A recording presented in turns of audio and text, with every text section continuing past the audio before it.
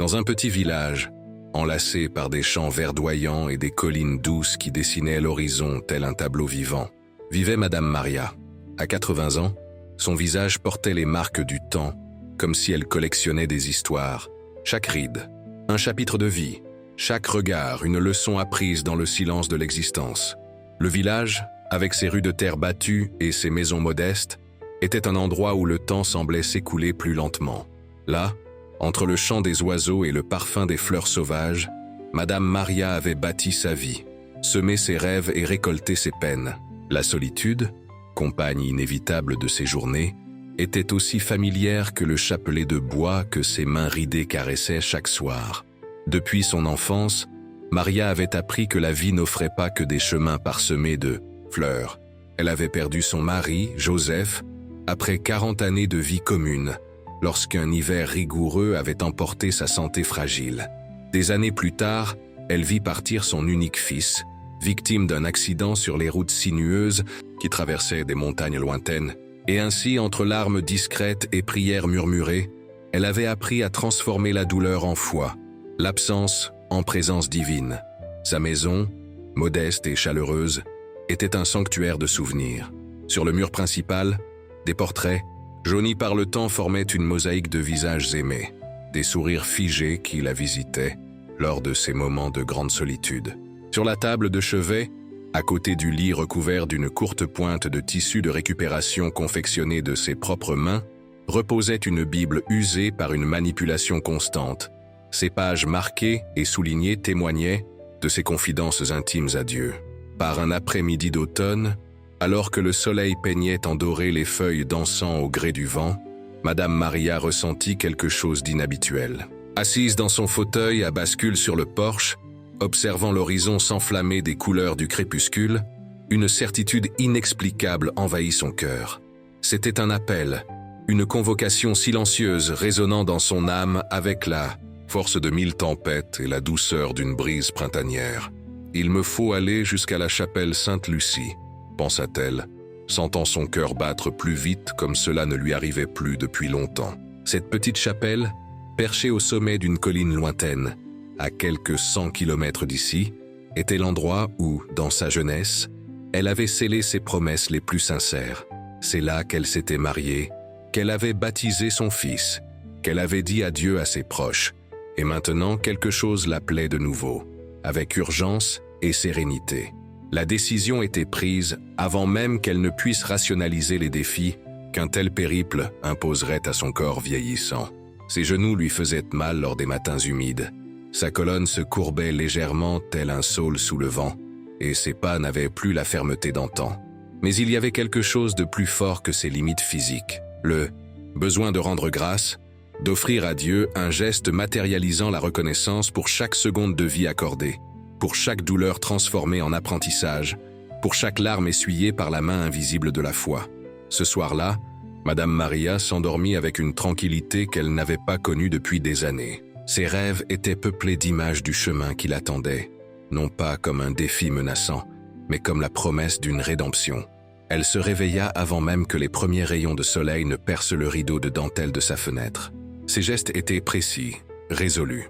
Elle prépara une petite besace contenant l'essentiel. Un change de vêtements, un morceau de pain, une bouteille d'eau et son chapelet inséparable.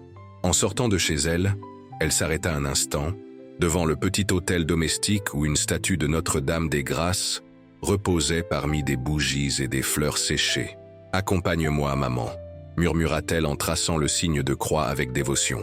Elle n'avertit personne de son départ. Son dialogue se faisait avec Dieu, et lui seul devait connaître ses desseins. Les premiers pas furent posés alors que l'aurore commençait à teinter le ciel de rose et d'orange, tel un aquarelle, divine annonçant un nouveau départ. La route sinueuse qui s'éloignait du village était déserte à cette heure. Seul le chant des oiseaux célébrait l'éveil du jour. Madame Maria ajusta son châle sur ses épaules et, avec un profond soupir rassemblant toute la force de son être, entama sa pèlerinage. Chaque pas était une prière, chaque respiration, un remerciement. Les premiers kilomètres furent parcourus avec la détermination de celle qui marche non seulement sur la terre, mais à travers le temps lui-même. Dans son esprit, les souvenirs surgissaient comme des compagnes de voyage. le sourire de Joseph lorsqu'elle partait, le matin, l'odeur du café qu'elle préparait les dimanches, les petites mains de son fils serrant les siennes, tandis qu'il apprenait à marcher. « Seigneur, merci pour ces instants gravés dans mon âme », murmurait-elle, tandis que ses pieds touchèrent le sol caillouteux. « Merci même pour les douleurs qui m'ont appris à chérir chaque moment de bonheur. » Le soleil était déjà haut lorsqu'elle aperçut la première bifurcation. Là, sous l'ombre d'un grand arbre vigoureux, elle se reposa quelques minutes, buvant avec modération l'eau qu'elle avait emportée. C'est alors qu'elle remarqua l'approche d'un homme d'âge moyen, monté dans une calèche tirée par un cheval au pelage brun. L'homme, en la voyant assise seule au bord du chemin, ralentit l'allure de sa monture. « Bonjour, madame », salua-t-il d'une voix grave et bienveillante. « Avez-vous besoin d'aide ?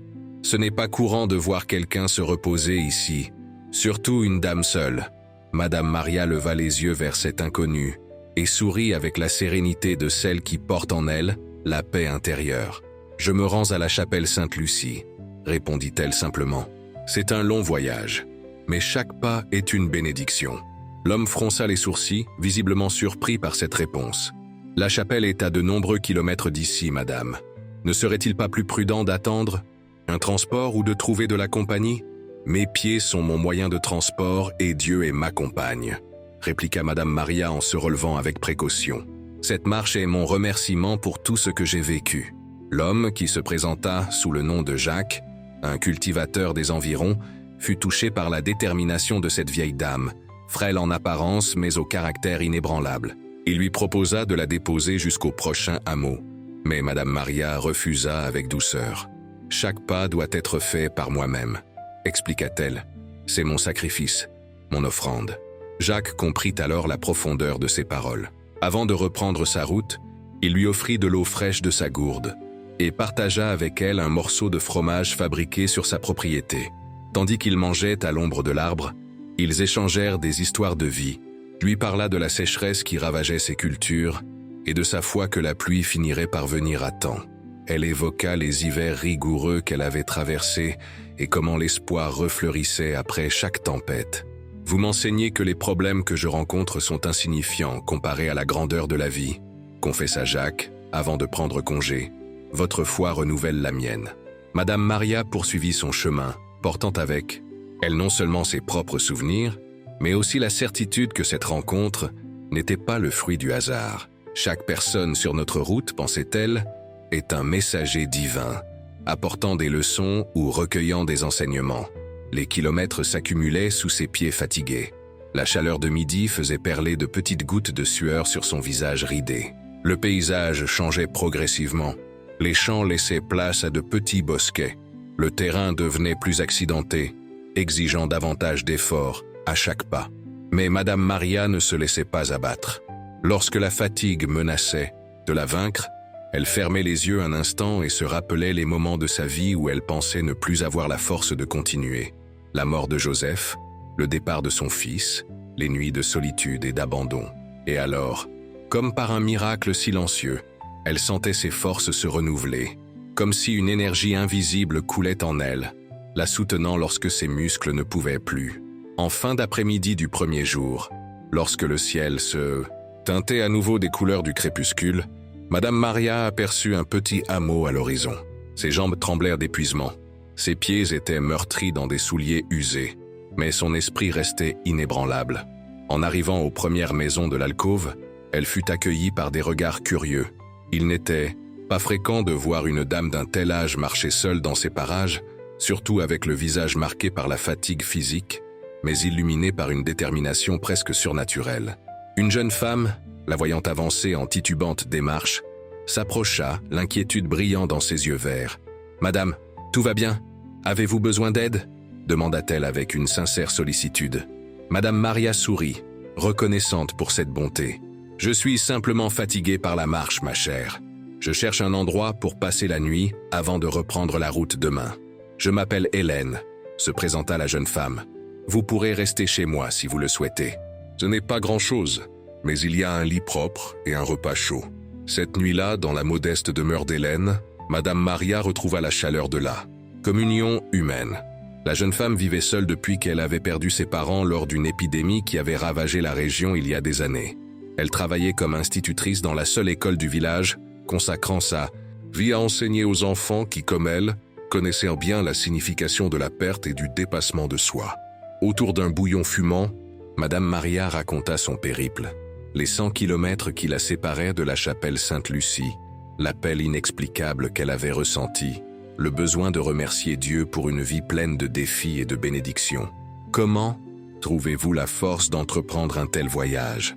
s'interrogea Hélène émerveillée. « Je suis jeune et je ne sais si j'aurai le courage. »« La force ne vient pas de moi, ma fille, » répondit Madame Maria avec tendresse. « Elle émane de celui qui nous soutient lorsque nous pensons ne plus pouvoir avancer. Chaque pas que je fais est comme un grain de mon rosaire, une prière, silencieuse, un remerciement d'être en vie, de sentir le vent sur le visage, de contempler les couleurs du monde. » Hélène observait la vieille dame avec un émerveillement grandissant. Il y avait en elle quelque chose qui transcendait la fragilité physique, quelque chose de lumineux qui semblait rayonner de l'intérieur. « Vous me rappelez ma grand-mère » confessa la jeune femme, les yeux embués de larmes. Elle aussi possédait cette foi inébranlable, cette certitude que tout avait un sens, même les douleurs les plus profondes. « Et elle avait raison, ma fille » affirma Madame Maria en prenant les mains d'Hélène dans les siennes. C'est dans les tempêtes que nous découvrons de quoi nous sommes faits. C'est dans l'obscurité que nous apprenons à chérir la lumière. Cette nuit-là, allongée dans le simple lit qu'Hélène lui avait offert, Madame Maria sentit que son voyage produisait déjà des fruits avant même d'atteindre sa destination. Ces rencontres, ces échanges d'expériences et d'émotions faisaient partie du miracle auquel elle aspirait. Elle s'endormit avec la certitude que, même si son corps fragile n'atteignait pas la fin du chemin, son âme avait déjà parcouru des distances inimaginables. Le deuxième jour de marche se leva sous un ciel nuageux, avec des nuages denses qui promettèrent la pluie. Hélène insista pour que Madame Maria attende que le temps s'améliore, mais la vieille dame était déterminée à poursuivre son voyage. « La pluie est aussi une bénédiction », dit-elle avec un sourire serein. « Elle lave la terre et renouvelle la vie, tout comme les larmes purifient l'âme et revigorent l'esprit. » Touchée par la sagesse et la détermination de cette femme extraordinaire, Hélène décida de l'accompagner quelques heures. « Je n'ai cours que cet après-midi, » expliqua-t-elle. « Je peux marcher avec vous le matin si vous le permettez. » Ainsi, sous un ciel gris qui paraissait si bas qu'on aurait dit qu'il était à portée de main, les deux femmes, séparées par des décennies d'expérience, mais unies dans la même quête intérieure, entamèrent ensemble la seconde étape du voyage. Hélène portait une sacoche contenant fruits et pain, insistant pour que Madame Maria se nourrisse convenablement. Au fil de leur marche, la jeune institutrice partageait ses doutes, ses peurs, ce sentiment que la vie semblait parfois dénuée de sens. Madame Maria écoutait attentivement, répondant non par des conseils préfabriqués, mais par des récits de vécu, par des exemples de la manière dont elle avait su trouver la lumière dans les moments les plus sombres de son existence. « Quand j'ai perdu mon fils, » confia Madame Maria, la voix embuée d'émotion, « j'ai pensé que je ne supporterais pas la douleur.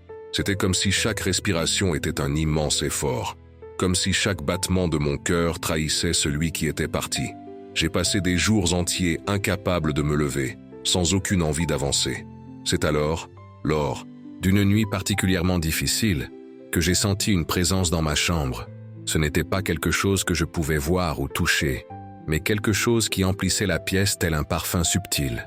Et j'ai entendu, non pas avec mes oreilles, mais avec l'âme, une voix me murmurant « Il va bien et vous avez encore tant à accomplir ici. » À cet instant, j'ai compris que la douleur ne disparaîtrait jamais, mais que je pouvais vivre avec sans me laisser anéantir. Hélène écoutait, des larmes silencieuses coulant sur son visage jeune. « Comment avez-vous su que ce n'était pas simplement votre imagination pour consoler votre cœur ? Il y a des choses que nous savons au-delà de la raison, ma fille, » répondit doucement Madame Maria. « Ce sont des certitudes qui, résidant dans un lieu plus profond que nos pensées, c'est comme reconnaître la voix d'un être cher au cœur d'une foule. Nous n'avons pas besoin de voir pour savoir qu'il est là. » La pluie commença à tomber, alors qu'elle avait déjà parcouru quelques kilomètres. D'abord, ce n'étaient que quelques gouttes éparses ponctuant le sol poussiéreux. Puis bientôt, un déluge s'abattit, trempant leurs vêtements et altérant leur vision. Hélène proposa de chercher un abri, inquiète de la santé de la vieille dame. Mais Madame Maria semblait presque ravie de cette nouvelle épreuve. « La pluie purifie le chemin et rend pure l'intention », disait-elle en levant le visage pour sentir les gouttes caresser sa peau ridée. « Chaque goutte est une bénédiction qui tombe du ciel sur nous. » Elles trouvèrent refuge sous un grand arbre aux branches touffues, offrant une protection contre l'eau implacable. Là, côte à côte, elles partagèrent le pain et les fruits apportés par Hélène. La jeune femme remarqua qu'en dépit de la fatigue évidente, Madame Maria paraissait plus vivante, plus rayonnante à chaque pas posé dans ce périple. « Vous semblez plus jeune aujourd'hui qu'hier », commenta sincèrement Hélène. « Madame », Maria sourit, dévoilant les quelques dents qu'il lui restaient. « C'est parce que chaque pas vers la gratitude rapproche notre âme de sa véritable essence. Plus nous remercions, plus notre esprit reste jeune. » Lorsque la pluie se calma, il fut temps pour Hélène de regagner le village pour ses obligations d'institutrice. L'adieu fut émouvant.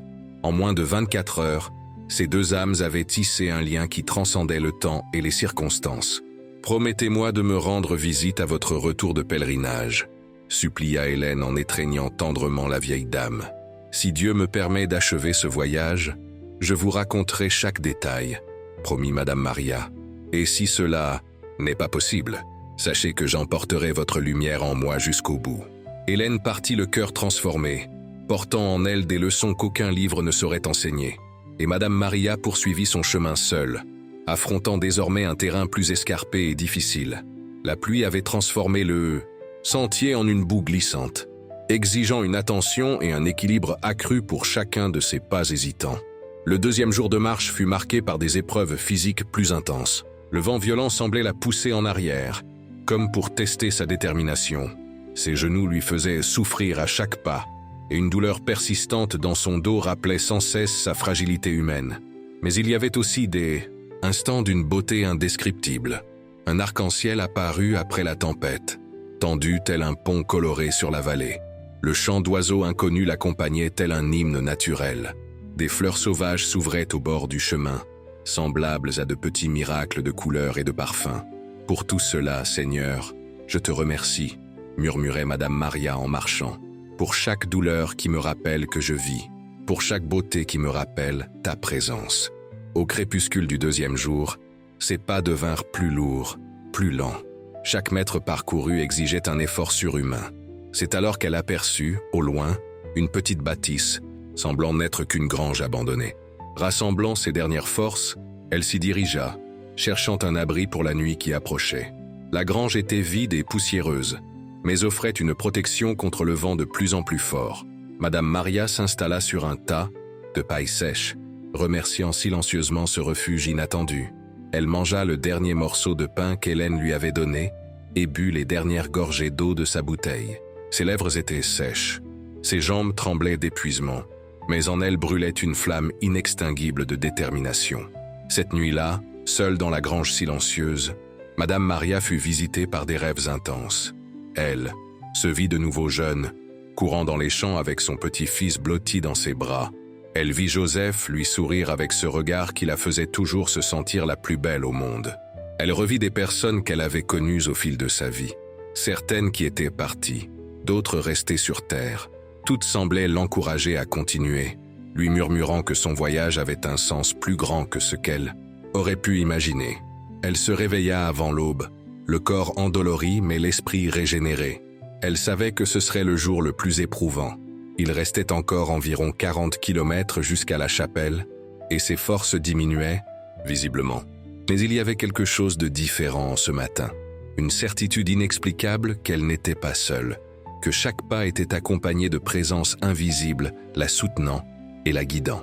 Le troisième jour se leva clair et frais, comme si la nature voulait compenser les difficultés du jour précédent.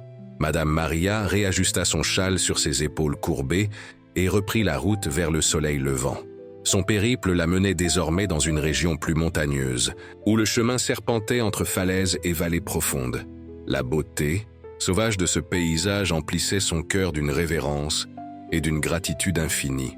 C'est au matin, alors que le soleil était déjà haut, que Madame Maria rencontra un groupe de pèlerins se dirigeant également vers la chapelle Sainte-Lucie. Ils étaient 5, 3 femmes et 2 hommes, marchant ensemble, chargés de petits sacs à dos et entonnant des hymnes religieux. En voyant la vieille dame avancer seule, avec des pas incertains mais résolus, ils s'approchèrent, stupéfaits et admiratifs. « Vous vous rendez à la chapelle ?» demanda l'une des femmes, une dame d'âge moyen prénommée Conception. « Oui, ma fille, » répondit Madame Maria avec un sourire fatigué. « C'est une promesse faite à Dieu, pour le remercier pour tout ce que j'ai vécu. »« Mais vous êtes seule. D'où venez-vous » questionna un autre pèlerin, un homme robuste nommé Antoine. « Je viens du village Saint-Benoît, » répondit Madame Maria. « Je marche depuis 2 jours déjà. » Les pèlerins échangèrent, des regards ébahis. Le village Saint-Benoît se trouvait à près de 70 km d'ici, et cette fragile dame de 80 ans avait parcouru tout cela à pied, seule, animée uniquement par sa foi inébranlable. « Venez avec nous, Madame Maria » invita Conception, les larmes aux yeux. « Nous partagerons notre eau et notre nourriture. Ensemble, nous atteindrons la chapelle. » Ainsi, lors du 3e jour de sa marche, Madame Maria ne fut plus seule. Elle avançait désormais en compagnie de ses pèlerins qui, touchés par son exemple de foi et de détermination, adaptèrent leur allure à la sienne, lui offrant du soutien lorsque le chemin se faisait plus escarpé, partageant récits et chants qui allégeaient la peine du voyage. « Vous êtes un miracle vivant », commenta Antoine en l'aidant à franchir un passage particulièrement ardu. « Votre foi m'embarrasse et m'inspire à la fois. » Madame Maria sourit humblement. « Il n'y a rien de particulier en moi, mon enfant. Je ne suis qu'une vieille dame reconnaissante pour chaque jour que Dieu m'a accordé. » Pourtant, les pèlerins savaient qu'ils assistaient à quelque chose d'extraordinaire, non un miracle spectaculaire tel que ceux décrits dans les Écritures, mais un miracle silencieux et persistant, fait de pas douloureux et d'une foi inébranlable. À mesure qu'ils s'approchèrent de la chapelle, le terrain devenait plus accidenté. La colline sur laquelle le temple avait été érigé des siècles auparavant se dressait tel un ultime défi pour ces pèlerins fatigués. Madame Maria sentait ses forces s'amenuiser. Chaque pas était désormais un acte de pure volonté, supporté non plus par des muscles affaiblis, mais par quelque chose de plus profond et durable. « Nous y sommes presque, Madame Maria », encouragea Conception en tenant fermement son bras. La chapelle se dessine déjà au sommet de la colline. Et c'était vrai. Là se dressait l'édifice, une construction simple de pierre et de bois, avec un petit clocher se détachant, sur le ciel d'un bleu pur de fin d'après-midi. La vision de ce lieu sacré emplit le cœur de Madame Maria d'une émotion indescriptible. C'était comme si toute sa vie avait convergé vers cet instant précis, comme si chaque pas de ses 80 années l'avait conduite exactement ici, en ce moment si parfait. La dernière étape de la montée fut la plus difficile. Le chemin devint quasi vertical par endroits, exigeant parfois que les pèlerins plus jeunes portent Madame Maria. Mais elle insistait pour poser elle-même ses pieds sur le sol dès que possible. Chaque pas était une offrande, chaque effort, un remerciement. Lorsque, enfin, elles atteignirent les marches de pierre menant à l'entrée de la chapelle, le soleil commençait à se coucher, baignant le tout d'une lumière dorée, transformant le monde en une vision céleste. Madame Maria s'arrêta un instant pour reprendre son souffle, sentant son cœur battre non seulement à cause de l'effort physique, mais aussi de l'émotion intense qui l'envahissait. « Je suis arrivée, Seigneur », murmura-t-elle, des larmes coulant librement sur son visage ridé. « Je suis venue te remercier. » Les pèlerins, respectant ce moment sacré, se retirèrent discrètement, la laissant gravir seule les dernières marches. Chaque pas était désormais une victoire, chaque mouvement une célébration. Arrivée devant la porte de la chapelle, elle eut l'impression qu'un immense poids s'amenuisait sur ses épaules. Non le fardeau de la fatigue physique, mais le poids de toute la douleur, de toutes les pertes, de toutes les larmes versées, au cours d'une vie entière. L'intérieur de la chapelle était désert à cette heure. Seules quelques bougies allumées éclairaient l'autel modeste, où une statue de Sainte Lucie veillait paisiblement sur les visiteurs, ses yeux pleins de bonté. Madame Maria parcourut lentement le couloir central, ses pas résonnant dans le silence respectueux. Arrivée devant l'autel, elle s'agenouilla avec peine, s'appuyant sur le banc de bois usé.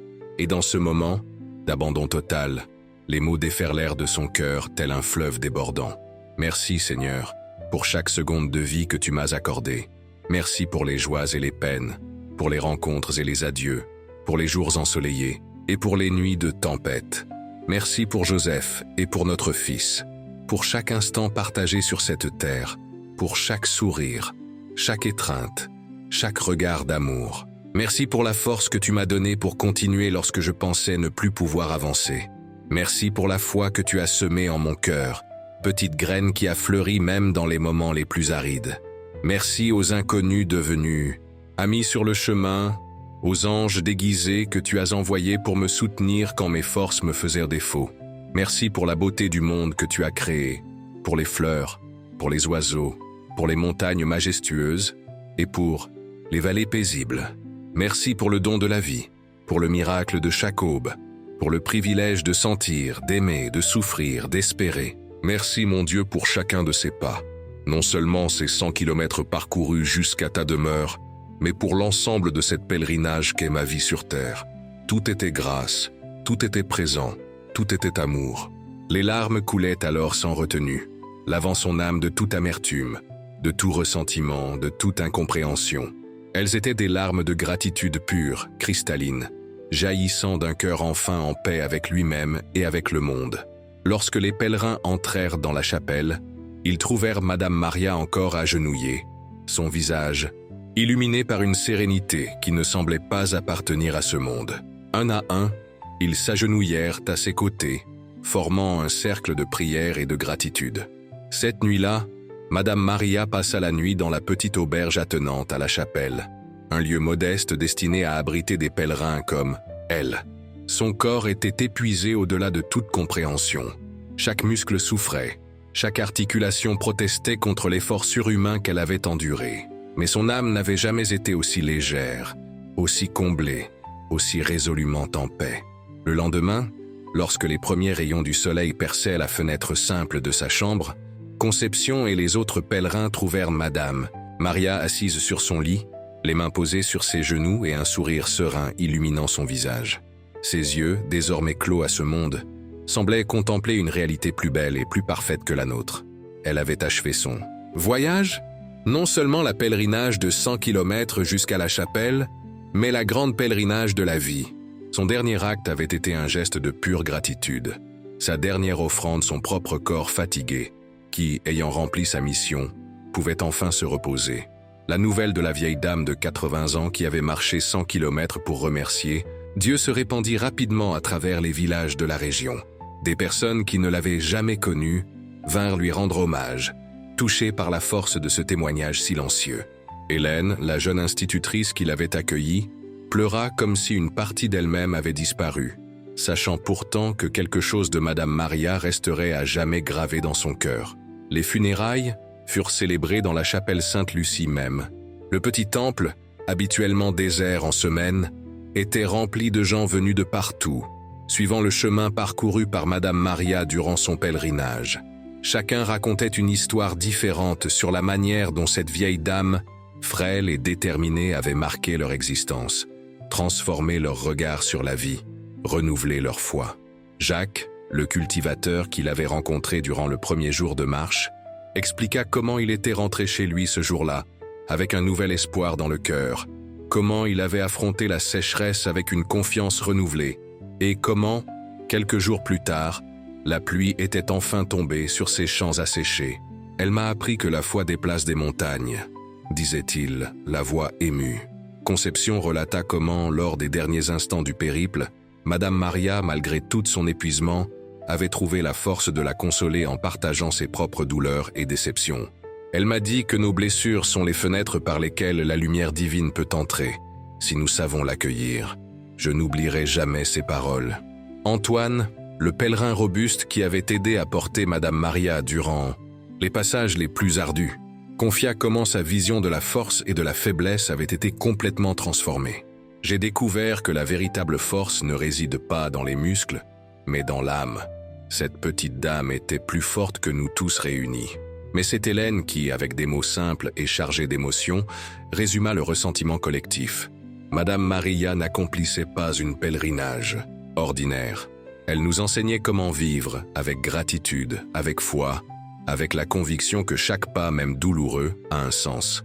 Elle transformait sa souffrance en amour, sa solitude en communion, sa douleur en offrande. Quoi de plus? Sacré que cela. Après la cérémonie, une fois que tous furent repartis, le curé local trouva sur l'autel un petit chapelet de bois, celui même que les mains ridées de Madame Maria avaient caressé tant de soirs. À côté du chapelet, un papier plié contenait une demande simple, que cet objet soit remis à Hélène, la jeune institutrice, en symbole de la continuité de la foi et de la gratitude. Ainsi, l'histoire de la vieille dame de 80 ans qui avait marché 100 kilomètres pour remercier Dieu continua d'inspirer les cœurs, de toucher les âmes, de transformer des vies. Non comme une légende d'un temps révolu, mais comme le témoignage vivant qu'une foi authentique ne connaît ni limite d'âge, ni circonstance, qu'elle ne s'incline pas devant les montagnes ou les vallées profondes, qu'elle ne se fait pas petit face aux tempêtes ou au désert, car la véritable foi, comme Madame Maria l'avait démontré à chaque pas douloureux de son périple, ne se compose pas uniquement de mots ou de rituels, mais d'actions concrètes vers l'amour, la gratitude, l'abandon total. C'est un pèlerinage qui dure toute une vie et qui, même dans les moments les plus sombres et solitaires, éclaire non seulement le chemin de celui qui la vit, mais aussi celui de tous ceux qui ont la grâce de croiser sa route, ne serait-ce que brièvement. Et peut-être est-ce là le plus grand miracle, qu'une vieille dame frêle, marchant péniblement sur des routes poussiéreuses, puisse nous rappeler que la véritable force réside dans la capacité de remercier, de reconnaître, en chaque souffle, en chaque battement du cœur, en chaque larme versée, le miracle incessant de la vie que nous est offerte.